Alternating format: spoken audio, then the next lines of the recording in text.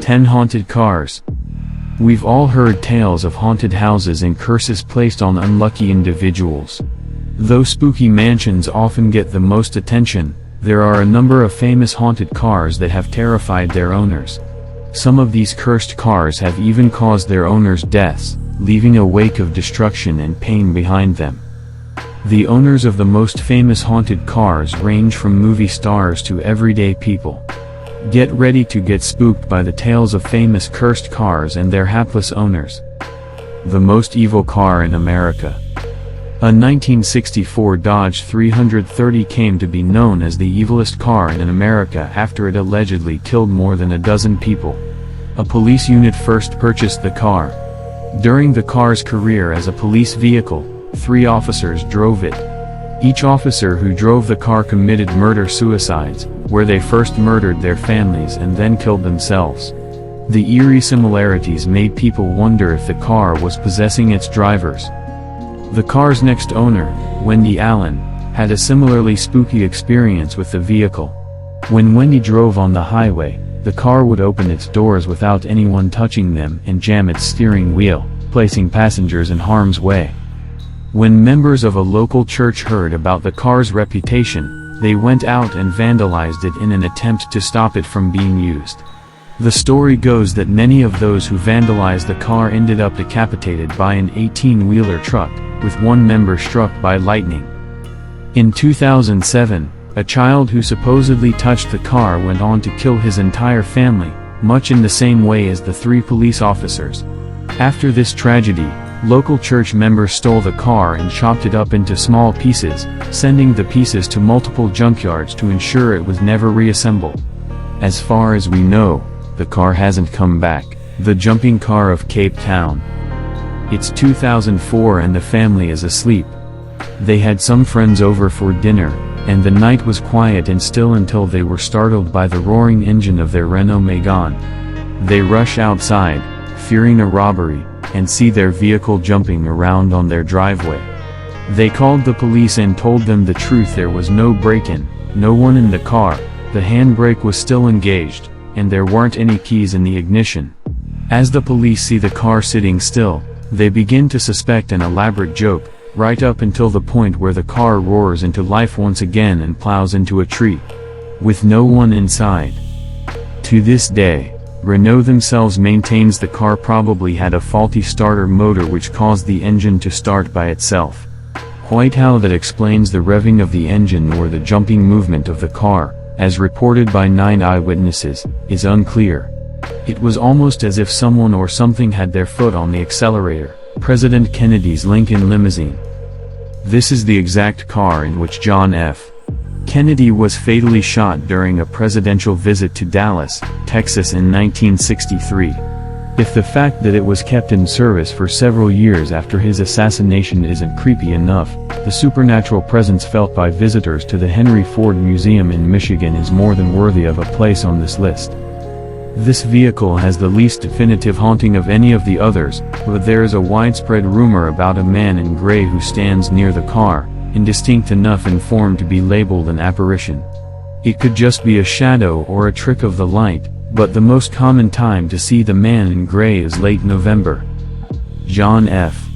Kennedy was shot on the 22nd of November. Coincidence or a tortured soul forever trapped by his death limousine? Archduke Franz Ferdinand's Grof and Stift Death Limo. Grof and Stift Death Limo might claim the largest kill count.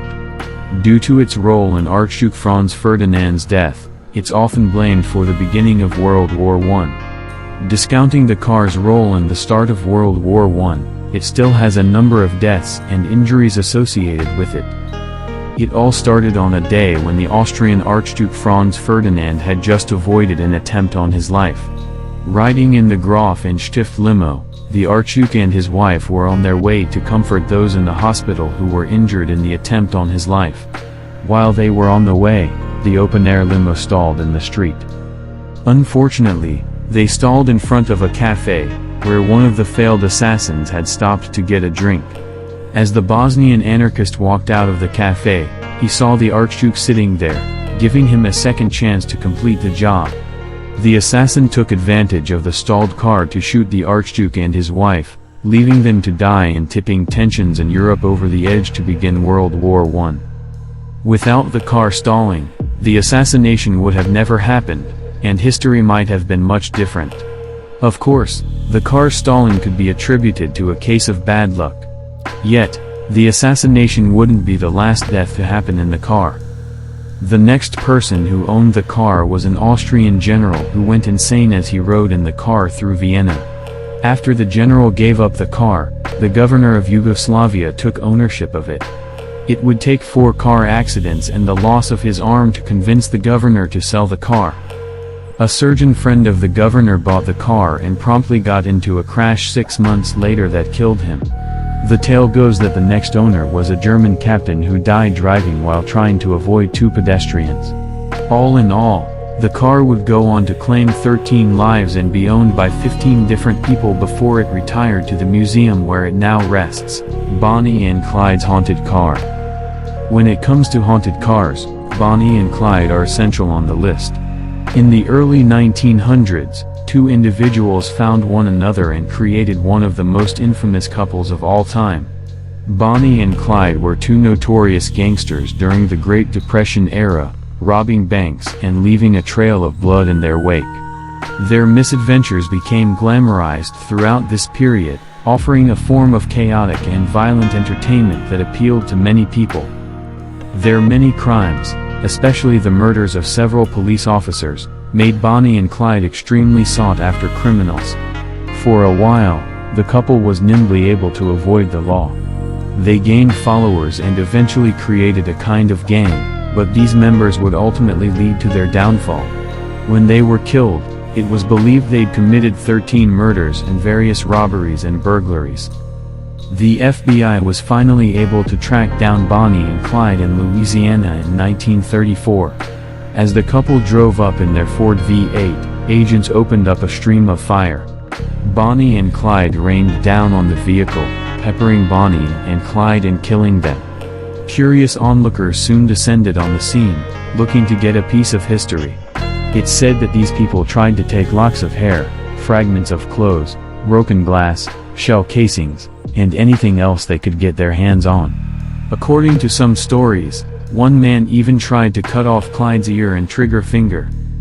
The bloody scene in the vehicle may have inspired the famous name, the Bonnie and Clyde death car.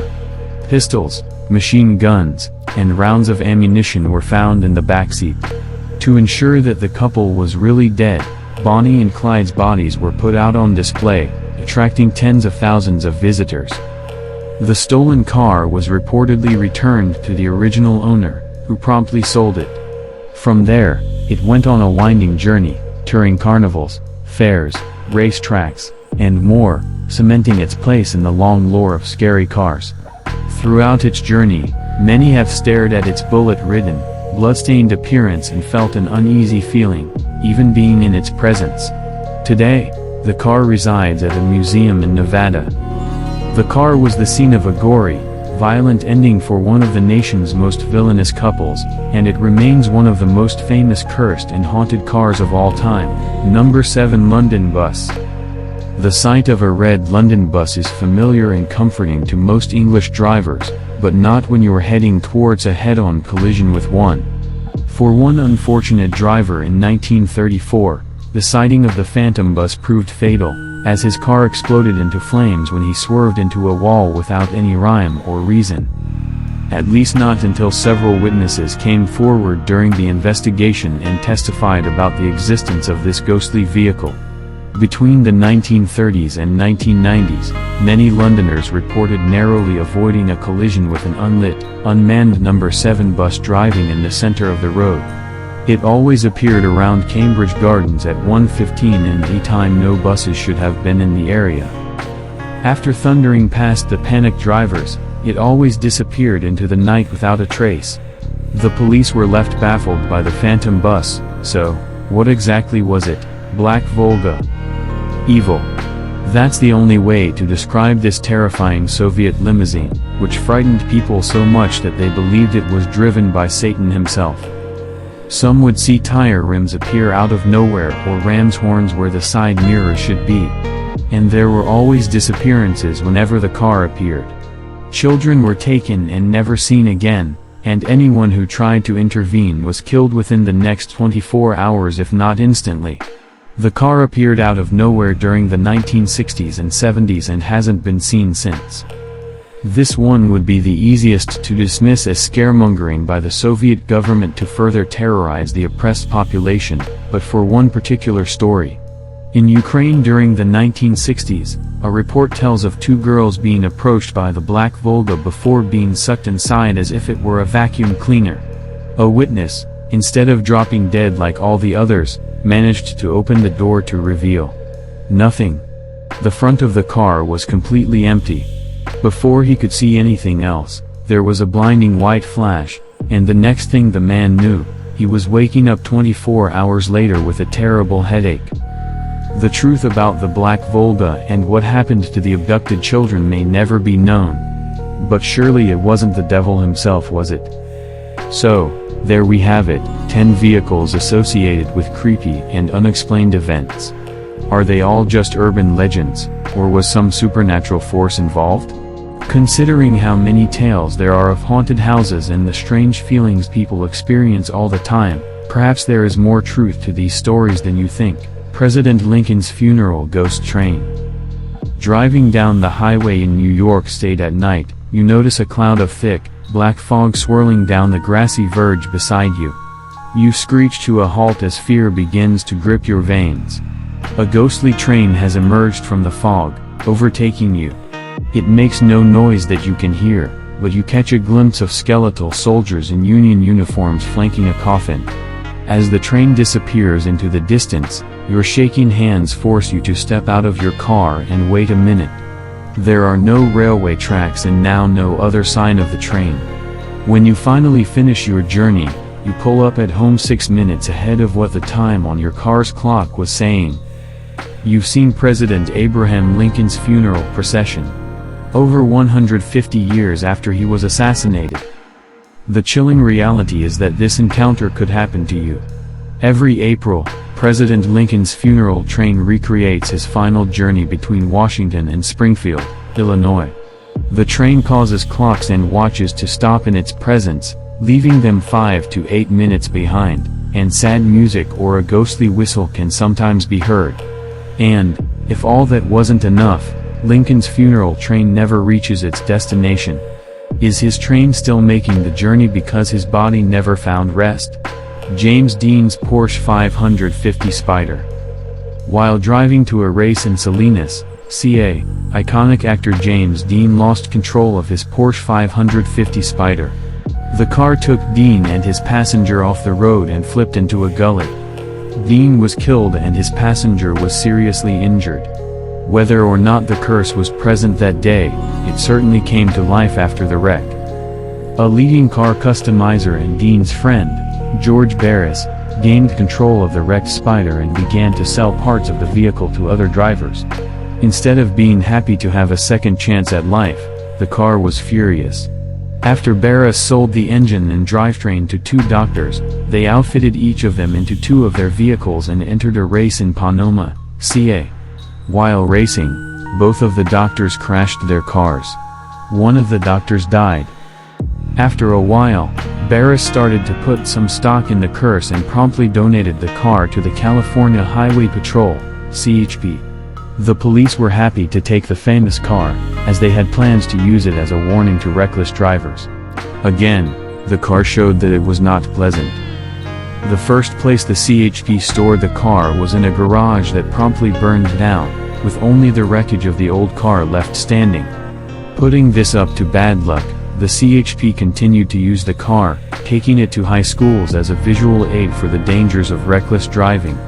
En route to one school, the car broke loose from the truck hauling it and crashed into another vehicle, causing a fatal accident. Undeterred by these bad omens, the CHP took the car to another school, where the car fell on a student, breaking her hip. In total, the Spider fell off of the trailer that carried it 3 times, crushing the truck driver once. Not only did the car give law enforcement trouble, but it also made life difficult for criminals. Two thieves tried to steal the bloodstained seats and steering wheel from the wreck. Instead of getting some memorabilia out of it, all they got were injuries. Where is James Dean's Porsche today? During the car's journey back to California in 1960, the Porsche mysteriously disappeared, and it has not been seen since. Volo's connection to the cursed James Dean car. In 2015, Sean Riley, a 47-year-old man, provided a lead on Dean's old car. Riley said that his father, a carpenter, had taken him to a job as a child where the client wanted a wrecked sports car to be hidden behind a wall. Father and son worked to hide the car. As the two worked, the wrecked car gave Riley a scar on his thumb that he carries to this day. Riley also claims that one of the men who wanted to hide the car was George Barris. The presence of Barris, combined with the mysterious sports car, fueled speculation that Riley had helped to hide James Dean's car. The Volo Auto Museum had Riley take a lie detector test to verify his claims. Riley passed the test. Riley's story was the first real lead to the vehicle, even though Volo has had $1 million bounty out on the Porsche since 2005. The case of England's ghost crash. On a cold December night in 2002, police in Surrey, England, continued to get calls from drivers who kept seeing headlights swerving off of the road along the A3 highway. After the police rushed to the scene, they couldn't find the crash. Instead of concluding they had been the victims of prank calls, the police searched the area more thoroughly, finally finding a maroon Vauxhall Astra wrecked in a ditch. The police found a body decomposing inside the nose-down car that had begun to be covered with undergrowth. What puzzled police was that it was obvious the crash had occurred long before that night. Due to the state of the body and the undergrowth around the car, the police set the crash as happening 5 months earlier, meaning that the people calling in hadn't seen the Vauxhall Astra veering off the road. Or had they? The legend goes that the ghost of the motorist found in the car was trying to call attention to the crash. He used the ghostly headlights to get the attention of motorists and draw them to his corpse. Instead of remaining trapped in a wrecked car forever, he could finally be laid to rest.